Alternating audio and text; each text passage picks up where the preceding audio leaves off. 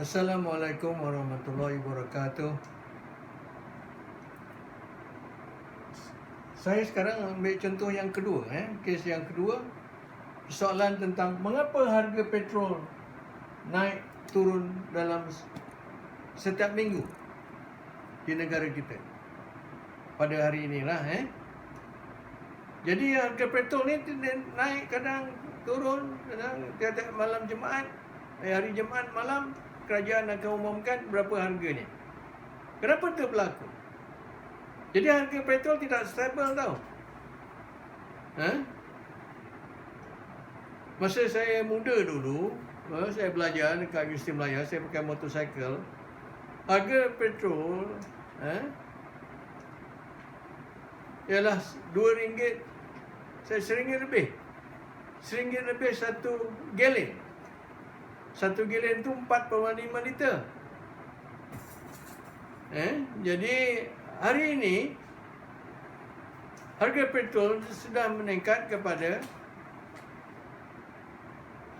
RM2 pada tahun lepas adalah RM2.20 1 liter. Dan baru-baru ini kita dapati dalam tahun ini harga petrol turun daripada RM2.20 kepada RM1.68, RM1.65 dan sebagainya. Kenapa itu berlaku?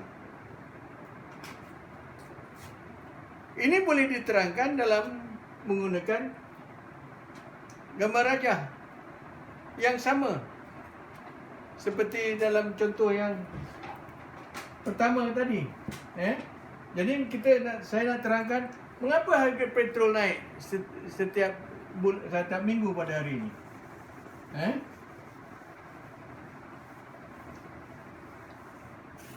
Saya nak terangkan mudah je saudara-saudari, dan dengan menggunakan gambar rajah yang sama, iaitu kilo permintaan dan penawaran. Ini harga, ini quantity. Okey.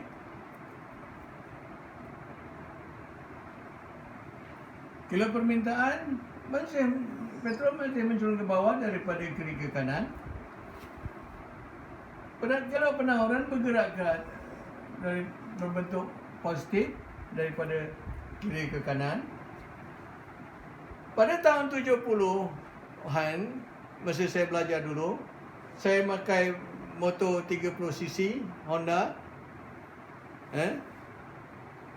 Itu dah hebat dah 30cc.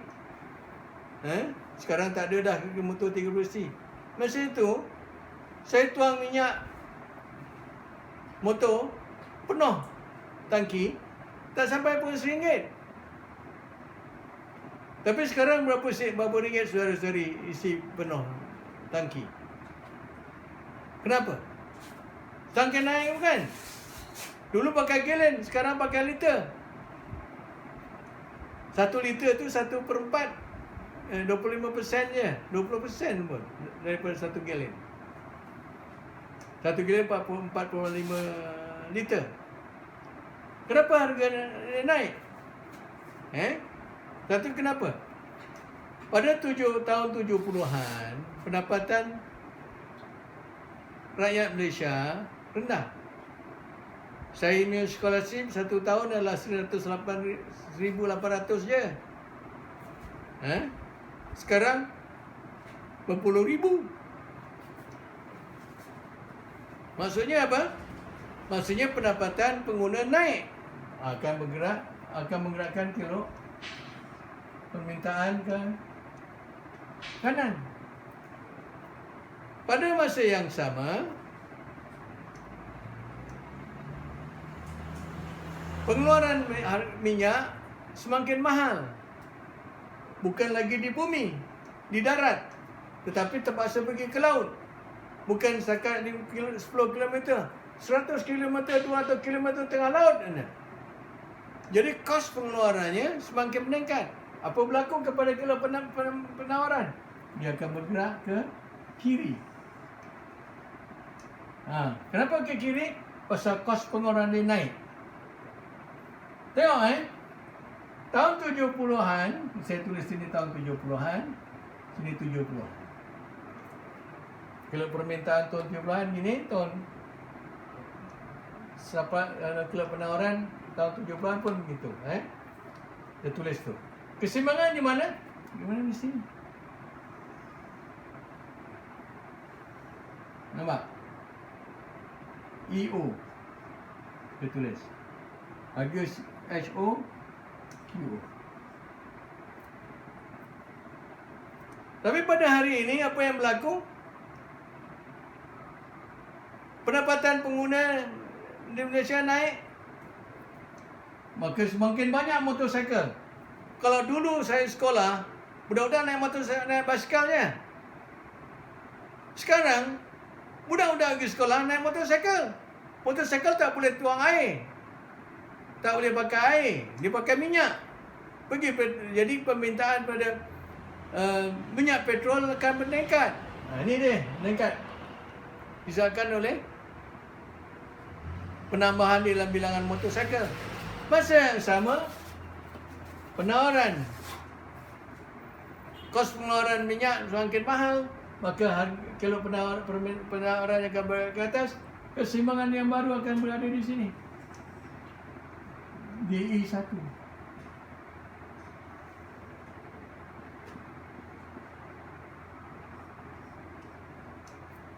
Itu.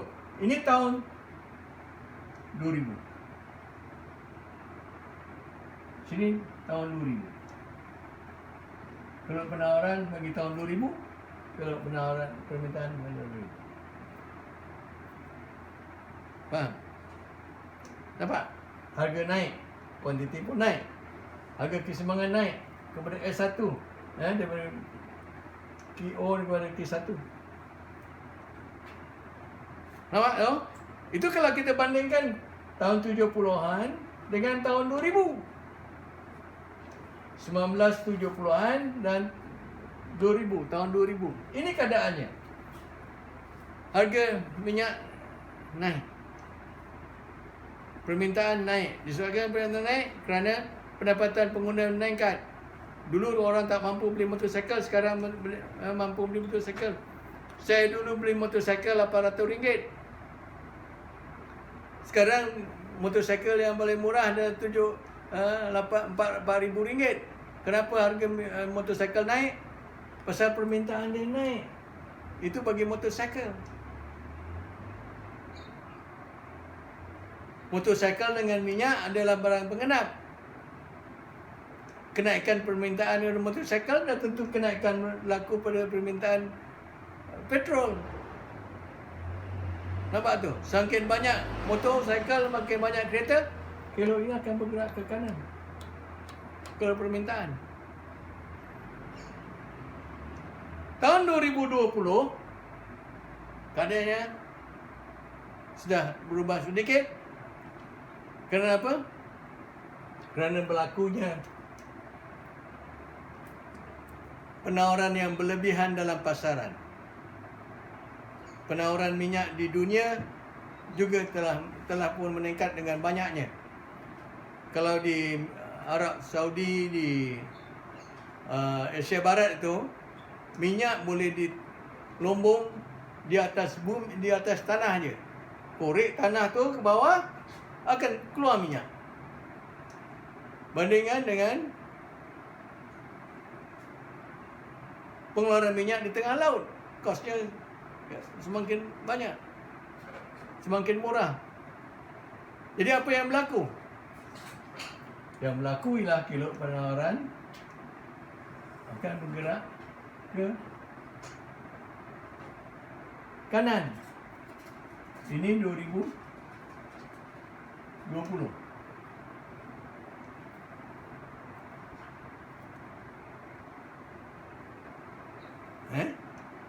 Jadi apa yang akan berlaku keseimbangan? Keseimbangan harga akan turun. Kalau dibandingkan dengan hari 2 bulan yang lepas dengan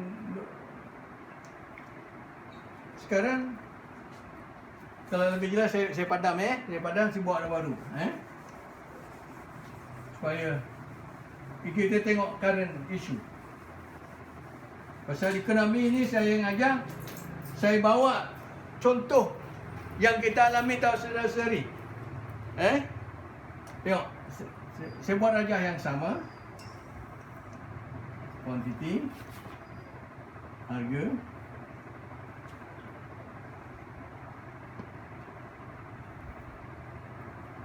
kilo permintaan,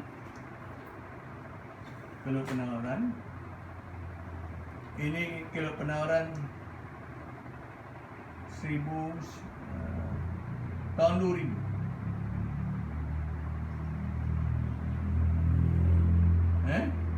Ini permintaan tahun 2000.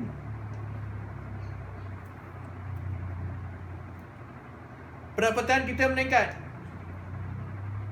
Pendapatan pengguna meningkat. Harga kelapa sawit naik.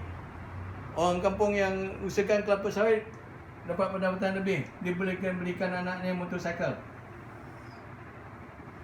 2020.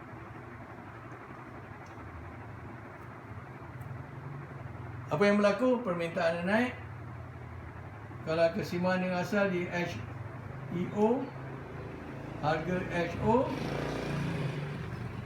kuantiti KO.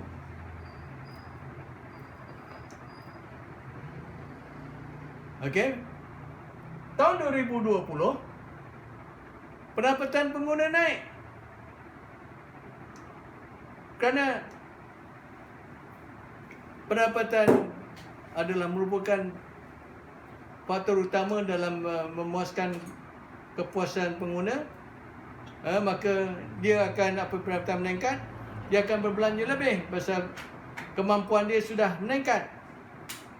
Dulu tak boleh motosikal, sekarang boleh motosikal. Dulu anaknya dibagi motosikal, sekarang anaknya boleh dibelikan motosikal.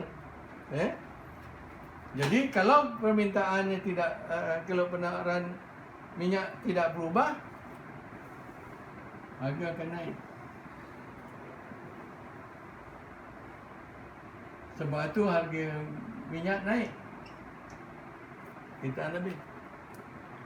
Tahun 2020, dunia sudah berbeza. Berlaku lambakan minyak dalam pasaran. Arab Saudi mengeluarkan 10 juta barrel satu hari dalam pasaran. Negara-negara Arab semua mengeluarkan minyak yang banyak. Amerika juga mengeluarkan minyak. Rusia mengeluarkan minyak yang banyak. Dan dia bersaing di antara negara-negara ini untuk dapatkan pasaran.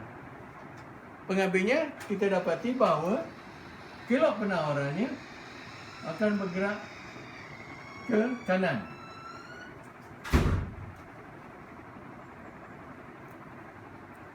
Nampak tu? Jadi, keseimbangan yang baru akan berada di E2. Tengok, jumlah kuantiti minyak yang dikeluarkan akan bertambah, keseimbangan harga akan turun. Jadi kalau kita lihat,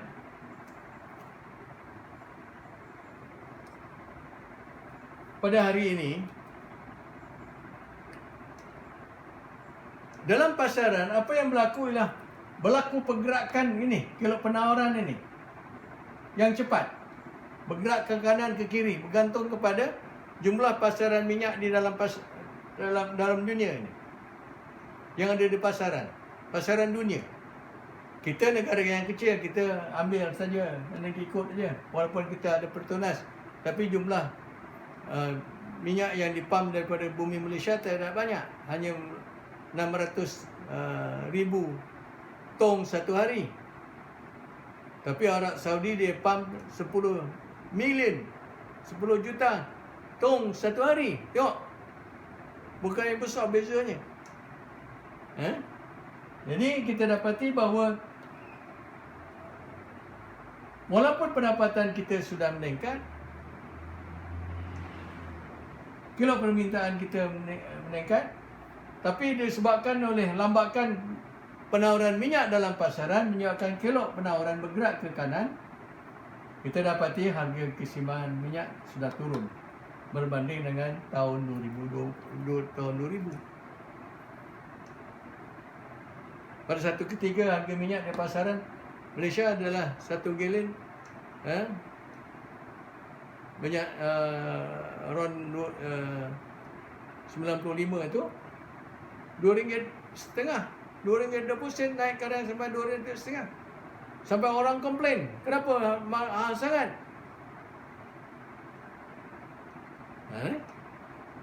Jadi orang kelang kabut. Masa minyak terlalu naik tinggi. Tahun 2020,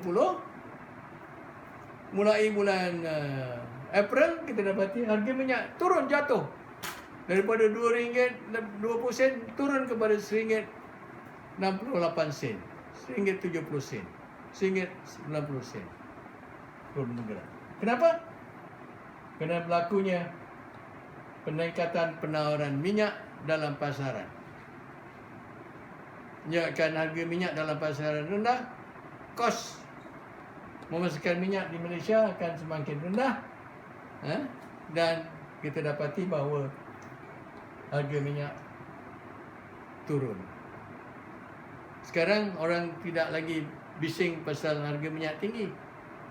Sekarang orang senyap kerana harga minyak turun. Dulu harga minyak naik, semua orang bising. Harga minyak naik, harga minyak naik, harga minyak naik. Barang-barang lain juga akan naik. Pasal minyak adalah merupakan sebahagian daripada kos pengeluaran. Transport kos naik. Jadi kos ini dipindahkan kepada barang yang dijual. Jadi kos barang-barang, harga barang-barang akan naik kerana kilo penawarannya akan bergerak ke kiri. Nampak tu? Jadi perubahan yang berlaku di dalam pasaran minyak sekarang ini adalah disebabkan satu, perubahan kilo permintaan yang bergerak ke kanan. Tapi ini perubahan ini tidak begitu drastik. Yang drastik ialah perubahan penawaran ini. Kilo penawaran ini bergerak terlalu cepat. Itu sebabnya pada hari ini harga minyak berubah pada setiap minggu. Kalau di negara lain itu, macam di Amerika, di England, di Australia, kita dapati bahawa harga minyak bagi stesen di antara satu stesen berbeza. Dia float. Dia tidak dikawal oleh kerajaan. Everything leave it to market. Diserahkan pada pasaran. Sama ada di mana keseimbangan berlaku. Tiap-tiap stesen itu berbeza. Dan ditunjuk dalam notice board, dalam board yang besar di luar petrol tu, petrol station tu, harga minyak berapa. Dia berubah pada setiap jam. Kerana ini perubahan berlaku akan kilo permintaan dan penawaran. Jadi dalam teori ekonomi, dia ada aplikasinya. Apa yang berlaku di dalam ekonomi, dalam negara kita, dalam dunia kita, boleh diterangkan dalam gambar rajah ni. Kita belajar bukan teori saja. Kita boleh lihat perubahannya. Nampak tak? Jelas tak? Senang kan? Kalau faham ini, kita faham, tidak ada masalah. Tak perlu hafal. Tahu raja, tengok raja, kita tahu apa yang berlaku dalam negara kita. Kenapa harga naik? Kenapa harga turun? Nampak tak? Faham? Jelas? Kalau jelas, saya berhenti di sini dulu. Nanti saya ambil kes yang ketiga. Kuliah yang ke-18, saya ambil kes yang ketiga. Itu lagi menarik. Itu kamu hadapi tiap-tiap hari. Okey? Terima kasih.